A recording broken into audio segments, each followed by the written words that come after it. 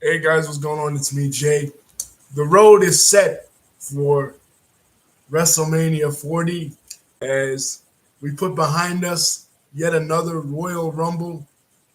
The Royal Rumble 2024 is over, and the winners are Cody Rhodes for the men's Royal Rumble and Bayley for the women's Royal Rumble. So most people, even though Bayley hasn't declared who she's going to take on, I think Bayley and Rhea Ripley would be a great match.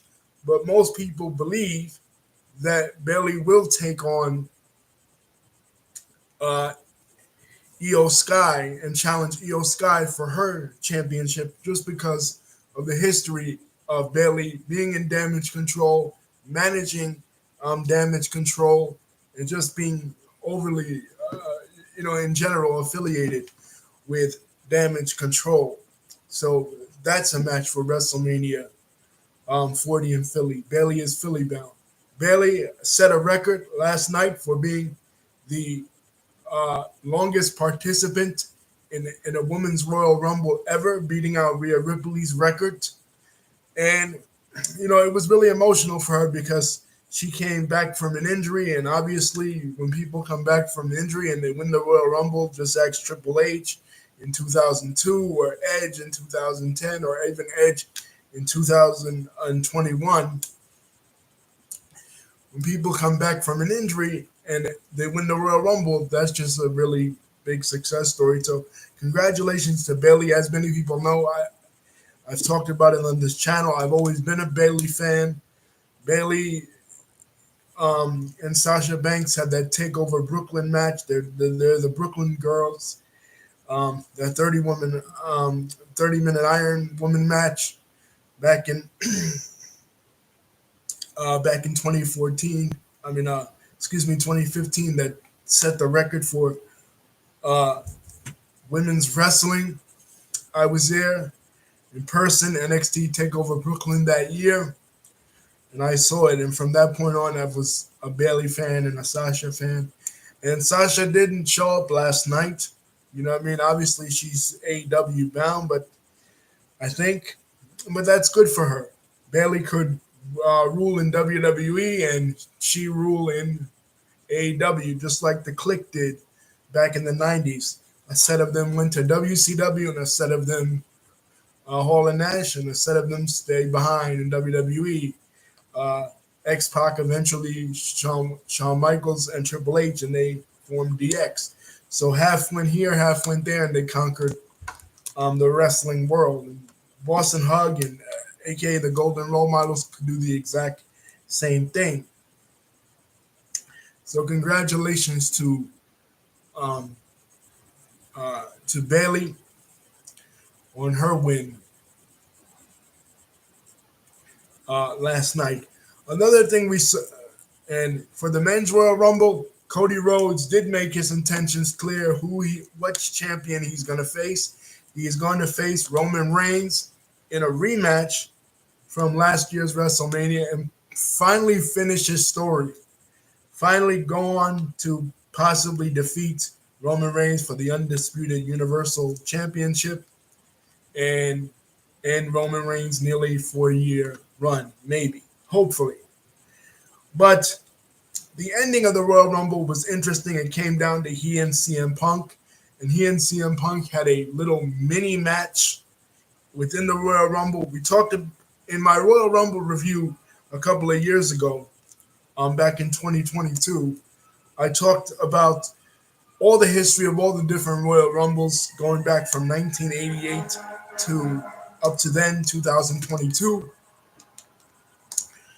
And we talked about different times in the Royal Rumble when they've had mini matches. What I mean by mini matches is either everyone's eliminated and people will have these, like, all the other participants are eliminated and people will have these little mini confrontations. We saw it in 2007 with The Undertaker and Shawn Michaels. We saw it in 1990 with The Ultimate Warrior and Hulk Hogan. And we saw it last night twice in the men's Royal Rumble with CM Punk and Cody Rhodes, and in the women's Royal Rumble with Bianca Belair and Jade Cargill. Yes, Jade Cargill, the former AEW star, finally made her in-ring debut, and what a debut it was. There was this spot where Jade had a girl up for the Gorilla Press Slam, and Bianca Belair had another girl up for the Gorilla Press Slam, and it was just an amazing spot. So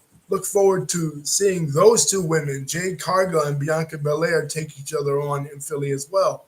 But with Cody Rhodes and CM Punk, they had a little mini match, and towards the end, CM Punk's was eliminated, and he was looking at Cody Rhodes point to the WrestleMania sign and point to Roman in the skybox. And the Roman Reigns match, also last night, it was him taking on AJ Styles and LA Knight in a three-way dance, and he of course he tore it up too, and he retained the championship. So I don't know where they're going to go from here as far as with the men's, if it's going to be just a plain rematch or they're going to involve CM Punk somehow. It will be interesting to see maybe CM Punk and will take on Roman Reigns in night one, or he'll challenge Seth Rollins if Seth Rollins is better from his injury for the World Heavyweight Championship. Most people think that that's where they're going to go as far as CM Punk versus Seth Rollins and Cody Rhodes versus Roman Reigns. Now, what this means for The Rock and his spot, because people want to see that. I even talked about it myself that if it doesn't happen at 40, it's probably never going to happen. The Rock versus Roman Reigns, and that they need to do this match.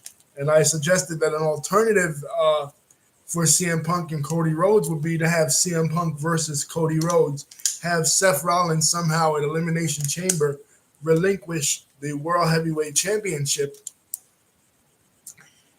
and he go on. Cody Rhodes going to win it at Elimination Chamber, and then Cody Rhodes goes into WrestleMania as the World Heavyweight Champion, taking on CM Punk, or CM Punk somehow defeats Seth Rollins at Elimination Chamber, and he goes into WrestleMania as the World Heavyweight Champion. But it doesn't look like that's going to happen. Apparently, Seth Rollins is going to be able to make it for WrestleMania, or if not, there's another alternative plan that Gunther, the Intercontinental Champion, will take the World Heavyweight Championship and trade in the Intercontinental Championship for the World Heavyweight Championship, and he'll go to WrestleMania as the World Heavyweight Champion, and he'll take on CM Punk. Somehow CM Punk ends up with the World Heavyweight Championship in some way, in some form. So it was a really impressive Royal Rumble. Sami Zayn came back as well. It was one of the better Royal Rumbles that I've seen in a long while, and we'll see how all this plays out as far as the main storylines in both the women's division and the men's division. Because if Bayley challenges Io Sky, then who challenges Rhea Ripley? Maybe Rhea Ripley somehow could be in a triple threat match with Bianca Belair. People have wanted to see Bianca and Rhea Ripley for a while now. But now that Jade Cargill is in the division, and Jade Cargill also had a spot where she body slammed Nia Jax. Now, body slamming Nia Jax is the equivalent of the old school body slamming of the fat guy when Hulk Hogan would body slam, say, Big Boss Man, or he would body slam Akeem, or Lex Luger or Ahmed Johnson would body slam Yokozuna. You know, the impressive feats of power by these participants. So, but also Rhea Ripley's a power wrestler, and she's had confrontations with Bianca Belair in the back on Raw. So it's really exciting. It could go multiple ways, and like I said, we still have elimination chamber. Sometimes, um, they throw a monkey wrench in, like with that one year that the Miz won the championship, and then he was roundly defeated, or Big E was the champion. He was roundly defeated by Brock Lesnar back in 2022. So you never know what kind of role Elimination Chamber could play. But people are saying with The Rock that he may want to put off the match with Roman Reigns for not a WrestleMania, but for a Saudi Arabian show. Now the premium live events in Saudi Arabia is the big thing that all the wrestlers look forward to. You know what I mean? Because they get those big Saudi Arabian paydays, right? The UFC fighters are looking towards that too. That's part of the reason why they merge. And now with Netflix coming in next year, it'll be even bigger. So I guess they feel like The Rock is not really going nowhere. You know what I mean? He's kind of locked in. He's part of TKA Group Holdings. So he's not really going nowhere. So they feel like, oh, he's locked in anyway. So, he'll always be there. He'll be there for WrestleMania 41 in Minnesota, or he'll be, for one of the Saudi events, just call him up for that, and we'll do the Roman Reigns match there. But my response to that would be, well, if you do the Roman Reigns match and Roman Reigns is not the champion, and Roman Reigns is not as dominant as he is now, undefeated as he is, defeating every opponent, just stacking them up like a house of cards for years and years now, since 2020, for almost 4 years. If he's not as dominant, then what difference would it make if he, if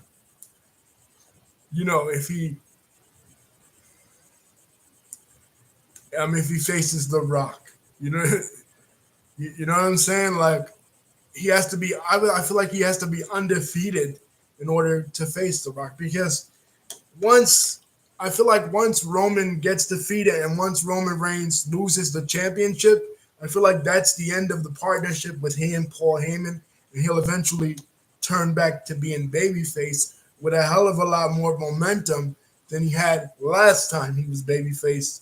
Um, you know, going on 5 years now, especially like in the mid 2010s, when people, were booing him out of the building. But you need to do that Rock match before, one, The Rock gets too old, two, Roman Reigns loses his momentum. So if they don't do it at 40, and they don't do it sometime within 2024 at the Saudi Arabian PLEs, then they'll probably never do it. And we've seen that happen where they've had chances to have the big match, the big dream match that everybody wanted, everybody craved for, like The Undertaker and Sting when they had the chance at WrestleMania 27 in 2011, or like Hulk Hogan and Stone Cold Steve Austin when they had the chance, or when they teased it back at WrestleMania 22 in 2006. They came back, homecoming back to USA Network. Mean Gene Okerlund came out and they did the interview with Hulk Hogan where he challenged Stone Cold Steve Austin, and nothing ever became of it except a confrontation at the following year's Hall of Fame induction of Bret the Hitman Hart between Hogan and Stone Cold Steve Austin.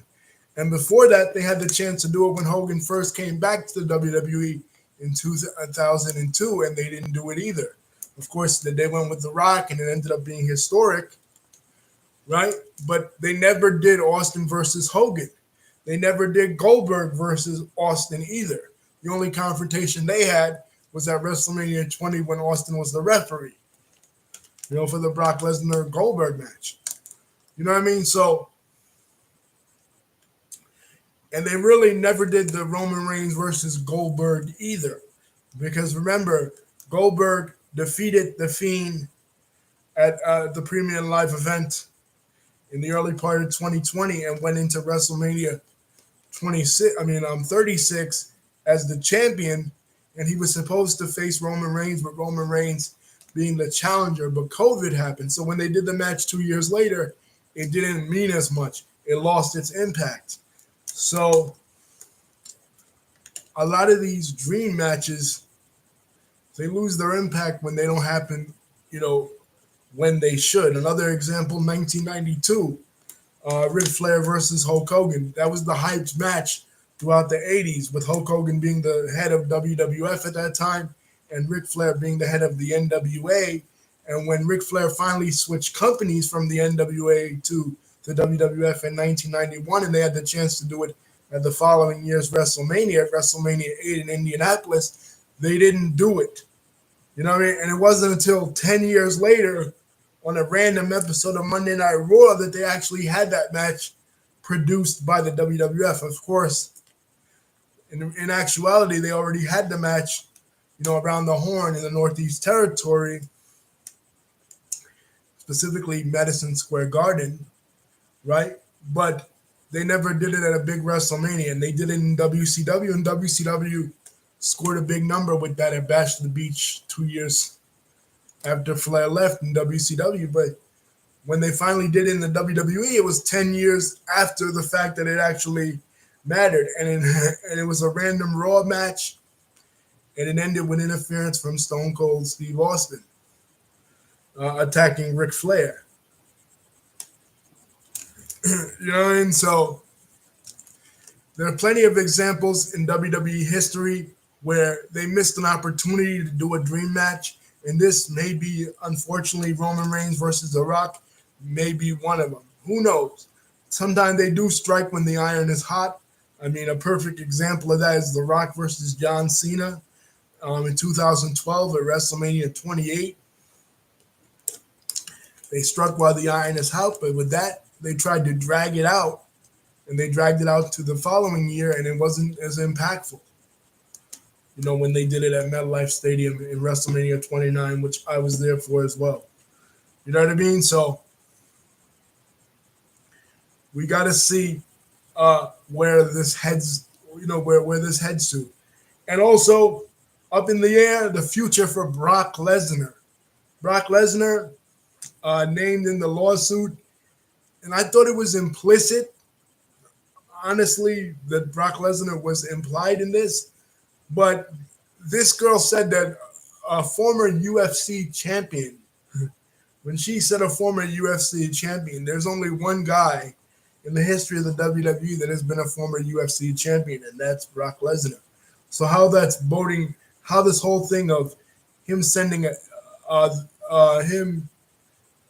McMahon telling the girl Janelle Grant to piss on a video for the pleasure of Brock Lesnar, and then Brock calling her a bitch, and Brock and Vince and John Laurinaitis basically passing her around like she was a blunt in a cipher is gonna go over with Sable. I don't know, but hey, will Brock Lesnar ever be back with the company? Will he ever exist, in the archives of the company? Not only the WWE, but both companies. What about UFC 100? What about the UFC when he beat Randy Couture in 2008? What about the one he had, the two fights he had with Frank Mir, and the one he had with Cain Velasquez, and in 2011, and Alistair Overeem, the one he had, the reign he had in the UFC as the most marketable star in UFC history up to that date. You know what I mean? You erase Brock Lesnar from the history of TKO Group Holdings. You erase him from both the UFC and the WWE, and he's had a tremendous impact on both brands and both products. And I don't see how you can give him the Chris Benoit treatment, but who knows? They want to give Vince McMahon the Chris Benoit treatment. And how do you give Vince McMahon the Chris Benoit treatment in his own company? You know what I mean? So I hope that doesn't happen. I hope Brock Lesnar isn't canceled. I don't know if he'll be back in the future, but he was such a huge inspiration to me, because to me, when he went over to the UFC in 2008, and he finally won the championship. It showed me that a wrestler could be competitive, and he actually got me into watching the UFC product on several pay-per-views just because I wanted to see a wrestler, up in the octagon mixing it up, back in the day. You know what I mean? So erasing him from the archives would be detrimental, especially if they're doing if they plan to do in the future a whole streaming service of all of them together, the UFC content and the WWE's content. It's like, how do you have history of MMA and pro wrestling without Brock Lesnar? You know what I mean? But you never know. They cancel shit all the time. So we got to see. Peace. Don't forget to like, comment, and subscribe. Hit the bell button to see my next videos coming out. Love you guys.